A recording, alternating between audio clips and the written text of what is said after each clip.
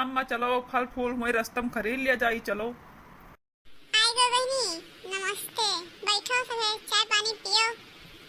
अरे नाही बहनी, चाय पानी ना पियाओ हमें सबका बिटिया दिखाई दियो। चाय पानी तो फिर बाद में पिया जाए, पहले बिटिया दिखाई दियो। अरे नाही चाची, का कहा थी बैठो पहले चाय पानी पियो, बिटिया तो देखा ही कहीं बिटिया दिखावा जाइए, अब चाय पानी पी लो पहले। अरे पहले बैठो तो खटियो सबे।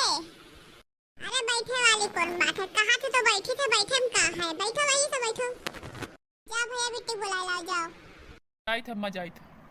या भैया आई गए हमार बिटिया, और देख ले बिटिया हमरे पसंद है कि ना है, और ही बता दियो।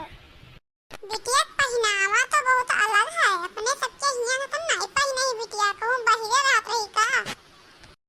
नहीं बिटिया हमार बहिरे नहीं रहती ये बके हमार बिटिया अपने मन के कपड़ा पहरे थी, जो मैं मन का तो वही नहीं पहरे थी। पहरे वही कोई रोक टोक नहीं लगाए हम भैया तो छोट छोट कपड़ा पहना थी। अरे अम्मा तुम्हारे छोट कपड़ा बड़स कपड़ा का मतलब, इतना सुंदर ही इतना बढ़िया लागत ही, इतना नीक कपड़ा है ओकर मुने कोनो खराब है महान, कोनो खराबी नहीं है।